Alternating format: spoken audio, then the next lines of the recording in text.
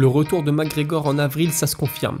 Ngannou a vraiment montré un super niveau samedi soir. Voir Jorge Masvidal dans un ring de boxe, moi ça m'intéresse. 3 rounds de 5 minutes, des infos percutantes, alors rentre le menton, lève les bras, protège-toi du début à la fin et...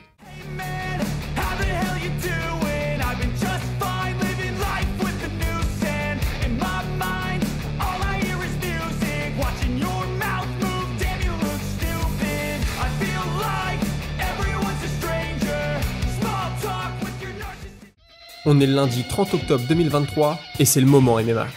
Et salut à tous, alors je vous avais dit qu'aujourd'hui ce serait un épisode spécial sur l'UFC de ce week-end, Almeida contre Lewis, mais finalement j'ai le temps de rebondir sur l'actualité, ce que je ne pensais pas possible, donc je me laisse l'émission spéciale Almeida contre Lewis pour plus tard dans la semaine. Vous verrez, ce sera une émission durant laquelle on reviendra sur 3 combats de la main card, 3 combats plutôt intéressants, et puis on parlera de ça, puis on sera peut-être aussi pendant cette émission le jeu du pari, mais en tout cas aujourd'hui on va commencer avec Conor McGregor. Conor McGregor qui, comme beaucoup de stars des sports de combat et des stars en général, était à Riyad ce week-end pour assister au combat entre Tyson Fury et Francis Ngannou, et forcément on l'a interviewé et on lui a demandé quand est-ce que tu reviens, Conor, quand est-ce que tu reviens, les gens veulent te voir, et Conor McGregor bien sûr a répondu.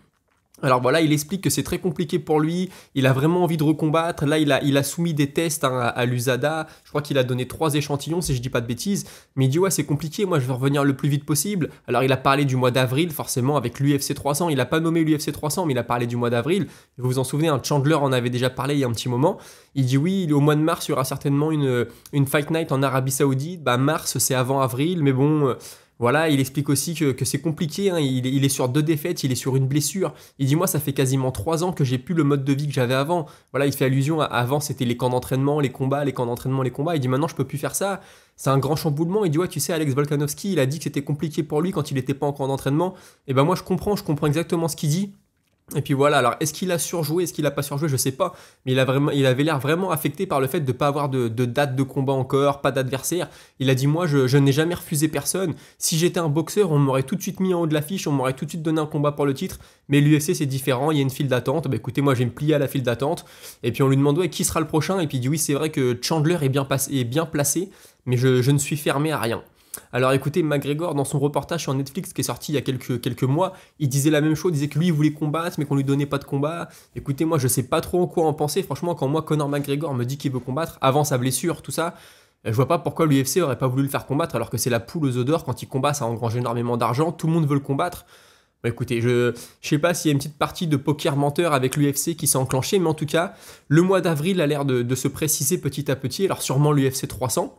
Alors par contre, comme je vous avais déjà dit, moi si c'est McGregor à l'UFC 300, il va sûrement être main event. Est-ce qu'il y aura des combats pour des ceintures avant McGregor ? Je sais pas, je vois pas un combat de McGregor en main event sans ceinture en jeu, et puis avant lui en co-main event, et peut-être même encore avant, des combats pour des ceintures, ça me semble un peu bizarre, mais écoutez, on verra ce que ça va donner, mais en tout cas, il a confirmé que lui, il voulait revenir le plus tôt possible. On sait qu'avec les 6 mois de l'UFC, ce sera sûrement le mois d'avril. Alors on attendra des nouvelles de Conor McGregor, mais plus on va s'approcher du mois d'avril, et plus on va en entendre parler. Ensuite, un petit point sur le combat avorté, j'ai envie de dire, entre Jon Jones et Stipe Miocic. Voilà, Jon Jones qui s'est excusé auprès de Stipe Miocic et de sa team. Il dit voilà, je sais que tu étais en camp d'entraînement, je sais que c'est jamais une bonne nouvelle, mais je suis blessé malheureusement.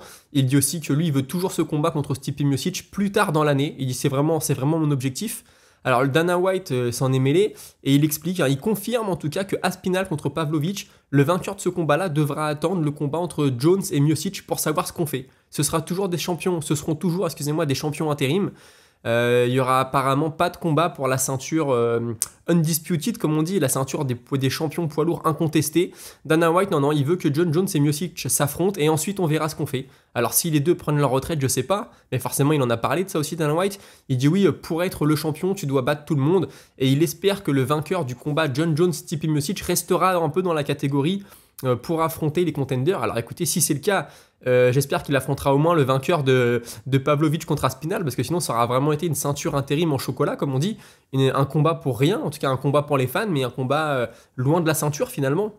Moi je suis plutôt confiant, mais maintenant j'espère que le combat entre Jones et Miocic ne va pas arriver trop tard, parce qu'imaginez là, si Pavlovich par exemple devient champion, ou Aspinall, peu importe, au mois de novembre, et qu'il faut attendre novembre prochain le combat entre Miocic et Jones, et ensuite réattendre 6 mois, Je vois pas un combattant dans la fleur de l'âge qui a besoin de combattre pour vivre quand même et puis qui a besoin d'être actif. Enfin, McGregor, il le dit d'ailleurs. McGregor, j'ai oublié de vous le dire, mais dans son interview, il dit oui, pour être le meilleur combattant possible, il faut être actif, il faut enchaîner les combats. Bah, c'est exactement ça. Imaginez, vous devenez champion là au mois de novembre et vous combattez pas avant 2025. Forcément que votre niveau va en être un peu affecté. Il y aura ce qu'on appelle le ring rust, hein, rester loin de la cage pendant longtemps. Il y a toujours un petit effet négatif. Donc écoutez, on verra si cette ceinture intérim aura du sens ou non. Et puis Stipe Miocic, on l'a interviewé sur comment il avait pris le fait que John Jones soit out du combat et comment il réagit au fait surtout de ne pas combattre pour le titre intérim. Alors concernant John Jones, il dit ouais c'est très dur, quand j'ai appris cette nouvelle-là, c'est comme si j'avais pris un coup dans les parties. Moi mon but c'est d'être champion, de combattre les meilleurs, et ça reste mon objectif. Donc écoutez, et là, c'est la déclaration suivante qui est un peu bizarre. Il dit ouais, je sais pas pourquoi moi on m'a pas choisi pour le titre intérim. Faut savoir que Dana White avait dit qu'il n'avait pas proposé à Miocic parce qu'il trouvait ça irrespectueux de proposer un titre intérim à Miocic. Bon écoutez, c'est du Dana White, on sait jamais vraiment ce qu'il dit, on sait jamais si c'est vrai, si c'est faux. Vous voyez là, quand je vois ça moi de Stipe Miocic, je me dis que finalement si on l'avait proposé, il aurait sûrement dit oui. Il dit moi je veux vraiment combattre le plus gros poisson, pour traduire vraiment mot à mot, mais voilà, le plus gros nom. Il dit le plus gros nom c'est John Jones. Mais moi, c'est pas mon choix s'il s'est blessé. Moi, je veux la ceinture. C'est mon objectif. Donc écoutez, est-ce que Stipe Miocic aurait accepté un combat pour le titre intérim? C'est ce qu'il a l'air de dire. Est-ce que l'UFC n'a pas voulu lui proposer en se disant que si Miocic perdait le combat Jones-Miocic et puis le GOAT, le greatest of all time contre le GOAT des poids lourds, le meilleur poids lourd de tous les temps à l'UFC, n'aura jamais lieu? Ce qui est pas faux. Hein. Si Miocic avait perdu là au mois de novembre contre Aspinall ou contre Pavlovich, forcément que le combat contre John Jones, je vois pas comment il aurait pu avoir lieu. Mais bon, écoutez, tout ça, entre mensonges et vérité, je pense qu'on ne saura jamais vraiment. Seul le temps nous dira ce que ça va donner. Donc écoutez, espérons pour Aspinall et Pavlovich qu'un jour, ils aient au moins leur chance de combattre pour la ceinture incontestée, dirons-nous. Ensuite, un dossier très intéressant, Ian Gary, qui était l'invité de John Anik et de Kenny Florian dans leur podcast. Et donc ils l'ont interrogé sur son combat à venir. Je rappelle qu'il combat le 16 décembre contre Vicente Luque. Et ils lui disent ouais, toi tu voyages beaucoup, comment tu te prépares pour ce combat? Et lui, voilà ce qu'il dit, moi je trouve ça super intéressant, c'est vraiment une approche du combat que j'aime beaucoup. Il dit qu'il veut être le meilleur et qu'il veut apprendre des meilleurs et que pour ça tu peux pas rester dans une salle et une seule, il faut que tu voyages à travers le monde et que tu apprennes des uns et des autres. Il explique que là en ce moment il est au Royaume-Uni, il dit j'ai été en Islande m'entraîner avec Gunnar Nelson parce que c'est un des meilleurs grappleurs au monde et ça aurait été bête d'être aussi proche de lui et de ne pas y aller. Et il explique qu'ensuite il va aller à la Chute Box au Brésil pour préparer son combat et qu'il va passer aussi un mois entier avec Damian Maia pour travailler son sol. Voilà, il explique que lui, Damian Maia, pour lui, c'est un des meilleurs au sol, que lui veut devenir un des meilleurs au sol à l'UFC. Il dit plus je serai complet, plus je serai un bon striker, plus je serai un bon grappleur, plus c'est moi qui va dicter le combat. J'emmènerai le combat là où je veux. Si je veux le finir debout, je le finirai debout. Si je veux le finir au sol, je le finirai au sol. J'adore ça. Il se définit quand même comme un striker. Il dit moi je suis un striker parce que j'aime bien le jeu d'échecs qui se passe quand on est debout. Tu fais des feintes, tu essayes de mettre l'autre KO, tu vois comment il réagit, tu l'emmènes d'un côté, tu vois ce qu'il fait, tu l'emmènes de l'autre côté, etc. Il dit moi c'est ce que j'aime vraiment, mais les arts martiaux mixtes c'est aussi le sol. Donc écoutez, je trouve que c'est vraiment à mettre à son crédit. Il peut être parfois arrogant, Ian Gary. Je peux le comprendre. Son combat contre Neil Magny, il était très très charrieur. Après, il dit quelque chose qui est vrai. Il dit ouais, t'avais déjà vu quelqu'un amener Neil Magny autant au sol que moi avec des frappes? C'est pas faux, j'avais rarement vu Magny en prendre autant. Il explique aussi qu'il est un nutritionniste à plein temps qui lui fait ses recettes. Il est jeune, hein, Ian Gary, donc à son âge, c'est bien d'avoir déjà cette optique de vouloir évoluer, vouloir aller voir ce qui se passe ailleurs, avoir un nutritionniste. Il dit qu'il travaille aussi énormément sur la récupération, donc c'est du positif. Hein. Honnêtement, je ne sais pas s'il sera champion un jour. Ce qui est sûr, c'est qu'il a réussi à créer un bel engouement autour de lui. S'il continue à progresser, ça va être très très intéressant à suivre. Et puis... il dit que pour la suite, une fois qu'il aura battu Vicente Luque, parce que lui il est convaincu forcément qu'il va lui rouler dessus, il dit moi je veux combattre des gars qui sont devant moi, peu importe qui, moi tant que le mec est devant moi et qu'il me rapproche de la ceinture, je veux l'affronter. Ensuite, on lui dit oui tu sais, Bilal Mohamed, il a dit que t'étais un des gars les plus dangereux de la catégorie, un match-up très compliqué pour lui. Il dit bah écoute, Bilal Mohamed, vu la série de victoires qu'il a et vu à quel point il est proche de la ceinture, c'est un honneur pour moi, il a raison, je suis un des gars les plus dangereux. Bon écoutez, tout ça pour vous dire que c'est assez rare, je trouve, les combattants qui vont voyager dans le monde entier. On parle beaucoup de loyauté, de rester fidèle à sa salle, de pas bouger. Moi j'aime bien, c'est vrai que je pense qu'il faut quand même une structure autour de toi, il faut que tu sois cadré. Mais j'aime bien aussi quand les combattants vont à la Chute Box au Brésil, vont faire un petit tour au SBG, vous voyez tout ça. Je trouve que c'est assez intéressant. Et puis dis-moi, si je gagne juste un tout petit peu, je prends un tout petit peu des conseils de Gunnar Nelson, un tout petit peu des conseils de Damian Maia, un tout petit peu des conseils d'un tel, et que tout ça j'arrive à le mixer dans mon jeu à moi, j'arrive à me l'adapter, bah ce serait une victoire. Entièrement d'accord avec ça. Ensuite, on passe chez les poids légers et Justin Gaethje qui explique qu'il est le prochain pour la ceinture. Il dit maintenant, s'ils veulent le donner à Oliveira, bah qu'ils le fassent. Et puis moi, je peux attendre le mois de septembre ou le mois d'octobre pour combattre pour la ceinture. Ça fait encore 1 an à attendre. Son KO contre Dustin Poirier, c'était peut-être au mois de août ou septembre, je voudrais pas dire de bêtises. Ça ferait plus d'un an sur le bord de la route, comme on dit. Moi, ça me semble un petit peu long pour Justin Gaethje. Après, je comprends, il est plutôt vers la fin de sa carrière. Il veut peut-être sécuriser le title shot. Et ne pas prendre de risque à prendre une défaite bête. Écoutez, je sais pas trop. En tout cas, Max Holloway lui a dit ouais, si tu changes d'avis, moi je suis là. Ça serait un super combat, Max Holloway contre Justin Gaethje, surtout que Max Holloway chez les poids plumes, bah écoutez, il a un peu marché sur tout le monde à part sur le champion. Alors on sait pas trop, est-ce qu'il va avoir sa chance au titre ou pas. Moi j'aimerais bien le revoir monter, Max Holloway. Après on avait vu contre Dustin Poirier qui avait quand même eu un gros déficit de puissance. Alors contre Justin Gaethje ce sera encore pire.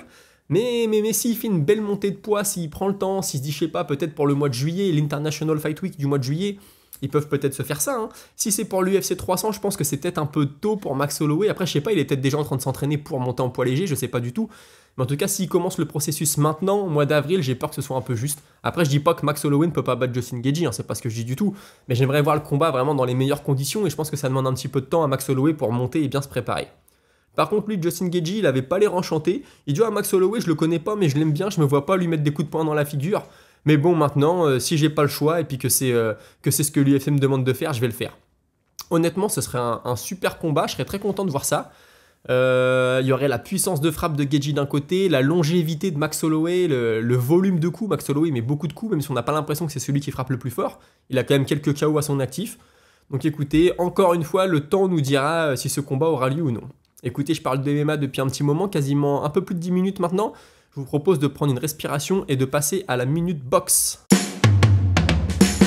Et la première info de cette minute box, bien sûr, elle va concerner le combat du week-end, hein, Fury contre Ngannou. Honnêtement, Ngannou m'a bluffé. J'étais le premier à dire qu'il allait perdre contre Fury. Bah écoutez, en effet, il a perdu, mais il a perdu avec la manière. C'était ultra serré. Alors après, il a surpris beaucoup de monde. Même s'il faut l'avouer, entre vendredi soir et samedi soir, il y a beaucoup de combattants MMA, notamment Demetrius Johnson et d'autres, qui ont dit qu'ils pensaient que Ngannou pouvait le faire. Alors écoutez, moi j'avais un peu du mal à y croire. Mais il s'est tout là-haut. Hein. Je rappelle qu'il a perdu à la décision partagée, qu'il a réussi à envoyer Tyson Fury au tapis au 3e round. Alors après, moi personnellement, vous savez, je suis pas un grand fan de boxe anglaise. Le combat, à part le 3e round où il l'envoie au tapis, puis je crois que c'est le round 8 ou le round 9, ça s'emballe un petit peu. J'ai trouvé que c'était quand même assez long à regarder, s'il n'y a pas eu non plus énormément d'action. Je vois que la sphère MMA est unanime pour dire que Ngannou s'est fait voler. Beaucoup de gens autour du combat le disent aussi. Moi, je suis pas assez connaisseur, c'était quand même assez serré. C'est vrai que Ngannou, d'avoir envoyé Fury au tapis, ça lui a donné un bel avantage. Maintenant, voilà, si Ngannou avait été donné gagnant, moi, ça m'aurait pas choqué, mais je vais pas rentrer dans la polémique. En tout cas, lui, Tyson Fury, il a dit honnêtement, vous pouvez rien enlever à Ngannou. Il m'a donné un sacré combat. C'est un très bon combattant. Et si je m'étais pas entraîné aussi dur, ce combat-là, je l'aurais pas gagné. Il a aussi admis que son timing n'était pas très bon, qu'il a eu du mal à rentrer dans le combat. Le ring rust, dont je vous parlais tout à l'heure, bah c'est Fury qui l'a évoqué.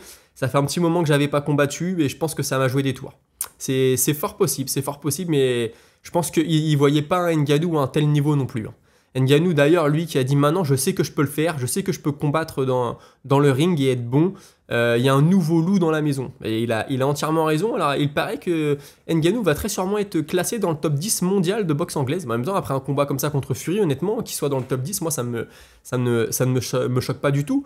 Alors j'ai vu certaines personnes qui comprenaient pas trop pourquoi Ngannou avait fait une petite danse devant Fury quand il l'a envoyé au tapis. Ngannou il s'expliquait, il dit ouais, quand on a touché les gants au début, il m'a dit je vais t'emmener à l'école. Du coup quand je l'ai mis au sol, je lui ai dit bah dis donc t'es pas un très bon professeur. Voilà, un petit peu de charriage. Écoutez, Fury l'avait peut-être un petit peu mérité. Je peux comprendre quand t'es pas au courant de l'histoire, tu comprends, tu dis bah, il est arrogant. Bon écoutez, moi j'ai envie de dire que c'est de bonne guerre, il lui a pas non plus manqué de respect. Écoutez. Ensuite, il y a Eddie Hearn, le célèbre promoteur de boxe anglaise, lui qui fait l'éloge de Ngannou. Et voilà, il dit, bah écoutez, si le combat contre Fury et Usyk se fait, moi je propose un combat entre Anthony Joshua et Francis Ngannou. Pourquoi pas, si Ngannou veut rester en boxe anglaise, Anthony Joshua, moi je dirais que c'est un petit niveau en dessous de Tyson Fury, mais ça reste un gros nom, pour sa notoriété c'est toujours bon. Tu prends une victoire contre Anthony Joshua, c'est très très fort. Hein. D'ailleurs, les Américains qui sont fans de paris et de cotes ont déjà ouvert les paris si jamais il y avait un rematch, une revanche entre Tyson Fury et Francis Ngannou. Fury serait toujours favori à moins 400 et Ngannou serait toujours underdog à plus 300. Écoutez, ça s'est quand même rapproché, hein, ça s'est rapproché, mais je comprends que Fury soit toujours favori parce que voilà, on se dit peut-être que Fury c'était un soir sans, plein de choses peuvent rentrer en compte. Maintenant, écoutez, la revanche serait quand même intéressante à suivre. Et puis il y a aussi des paris pour savoir qui va être le prochain adversaire de Ngannou. Et le plus proche, il semblerait que ce soit Deontay Wilder à plus 200, Tyson Fury ensuite à plus 300, et lui Joshua derrière à plus 400.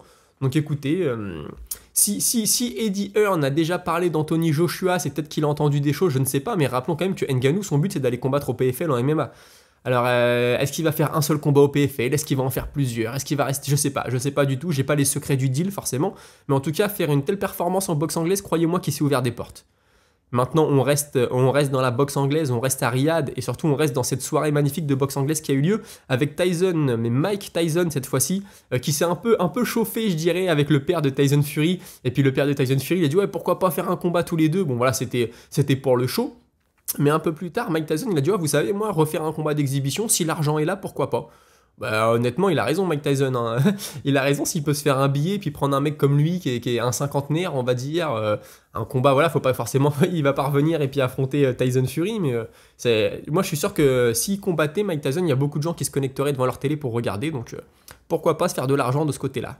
Ensuite, le Barnacle, vous le savez, il va y avoir le combat entre Mike Perry et Eddie Alvarez. Et ben, ils vont créer une ceinture spécialement pour ce combat-là, le Barnacle. Ils en avaient parlé chez Ariel Helwani dans The MMA Hour. Et puis finalement, ça va se faire. Donc il va y avoir une ceinture qui sera pour King of Violence, donc le roi de la violence. En effet, ça va être un combat plutôt sanglant, vous le savez, moi je donne mon petit avantage à Mike Perry. Mais voilà, ils ont proposé trois designs de ceinture et vous pouvez aller voter sur le site du Barnacle ou sur leurs réseaux sociaux. Bon écoutez, c'est des logos plutôt sympas, des ceintures plutôt sympas. Si ça vous intéresse d'aller voir ce que ça donne, je vous invite à aller sur le site ou sur les réseaux sociaux du Barnacle. Et comme on parle du Barnacle, je vais vous parler de Mike Perry qui a annoncé qu'il allait lancer sa propre organisation de combat. Ça va s'appeler Platinum Pit Fight. Et il dit ça va être un nouveau sport de combat avec des nouvelles règles. Nous, on va très bien traiter les athlètes. Moi, je vais participer au combat, je vais faire des trucs de dingue. Vous allez voir, les match-ups vont être fantastiques. Alors écoutez, moi, je pense que ça va être un sport de combat à main nue. Je pense, hein, vu la conversion de Mike Perry ces dernières années qui a très bien marché. S'il dit que ça va être des nouvelles règles, pourquoi j'ai pensé, alors je sais pas, là je pars dans l'imagination, mais peut-être de la boxe anglaise et peut-être des projections, mais au sol que du grand and pound et pas de soumission. Ce serait possible, ce serait très violent. Moi, ce qui m'intéresse de voir là-dedans, c'est non seulement les règles, mais surtout l'arène. Où est-ce que ça va se passer? Dans une cage, dans un ring, sur des tatamis, un peu comme le karaté combat, hein, dont je vous ai parlé la semaine dernière. Je sais pas, mais en tout cas, Mike Perry, je suis content pour lui, parce qu'à l'UFC, je le sentais complètement cramé. On se rappelle, il s'était battu dans un restaurant. Je me disais, oh, ça y est, le mec, il est fini, il a pris trop de coups dans la tête. Et quand il a signé au Barnacle, je me suis dit, mais là, il va aller se finir. C'est terminé pour lui, sa santé va en prendre un coup. Et finalement, c'est une renaissance. Là, il lance son organisation de combat. Je suis très content pour lui. Et la dernière info de la Minute Box qui va nous permettre de faire la bascule et de retourner au MMA, c'est Jorge Masvidal qui a annoncé qu'il allait revenir en 2024, tôt en 2024, début 2024, pour faire de la boxe. Voilà, il a dit ouais, je vais revenir pour tuer quelqu'un. Bon, écoutez, c'est du Masvidal dans le texte. Alors, est-ce que ça va vraiment être de la boxe ou est-ce que ça va être du Barnacle? Je rappelle qu'il a son organisation, Masvidal. Il organise des combats de boxe anglaise et je crois qu'il organise aussi du MMA à main nue. Je voudrais pas dire de bêtises. Bah écoutez, moi je vais suivre, honnêtement je vais suivre, je sais pas du tout ce que ça va donner, je sais pas qui y aura en face. En fait, ce qui va être intéressant de voir, c'est qui ils vont lui mettre en face. Parce que Masvidal, à l'UFC, on a vu qu'il était sur la fin de sa carrière. S'il revient en boxe anglaise, moi ça m'intéresse, mais si c'est un gars que je connais en face. Après, je dis ça, mais même s'ils lui mettent un inconnu, je vais regarder. Mais je pense que pour le grand public, voir Masvidal contre un autre nom, ça peut être intéressant. Après, est-ce qu'il y aura des gants, est-ce qu'il n'y aura pas de gants? Ça sera la petite surprise du chef. Ensuite, un petit mot de l'UFC 294 qui a maintenant une semaine déjà. Hein. Khamzat Chimaev, lui, alors c'est pas une main cassée qu'il a, c'est une déchirure d'un ligament dans la main. Il semblerait que ça va pas être long pour se remettre, juste quelques semaines. Je crois 4 semaines ils ont annoncé. Donc écoutez, c'est bien, ça va pas le laisser trop inactif trop longtemps. Dana White veut le garder sous le coude, veut le faire combattre souvent. Donc écoutez, est-ce qu'on aura un Chimaev à l'UFC 300? Je pense que s'il est absent que 4 semaines, ça peut le faire pour le mois d'avril. Hein. S'il revient camp d'entraînement fin janvier, début février, il aura ses semaines d'entraînement. Donc je dis l'UFC 300, je sais pas si ça aura lieu, mais peut-être. Hein. Et puis puisque je vous parle de la catégorie des poids moyens, il y a Dricus du Plessis, lui qui est très bien placé pour un title shot. Hein. Je rappelle qu'il a battu Robert Whittaker. Voilà, il dit moi je vais pas supplier pour un title shot. Je ne supplie jamais pour rien. S'ils veulent le donner à Chimaev, qu'ils lui donnent. Moi j'ai fait ce que je devais faire pour l'avoir. Maintenant quand je vois le Chimaev qui a combattu à l'UFC 294, je lui donne aucune chance contre Sean Strickland. Bon écoutez, ça, moi tant que le combat aura pas eu lieu, honnêtement je sais pas. Hein. Là, j'ai vu une interview, vous savez, je vous parlais de Dan Henderson la dernière fois. Il a dit que Strickland avait une lutte qui était très très sous-estimée, qu'il avait un cardio de dingue. Alors, vous voyez, Chimaev, on a des petits doutes sur le cardio. C'est vrai que ça va être un petit à petit, j'ai l'impression qu'on va réussir à nous faire monter la sauce et puis qu'on va avoir hâte de voir ce combat. Mais écoutez, Dricus du Plessis, c'est sûr que là, il s'est fait voler sa place. Maintenant, il va peut-être devoir recombattre une fois pour confirmer. Je ne sais pas du tout.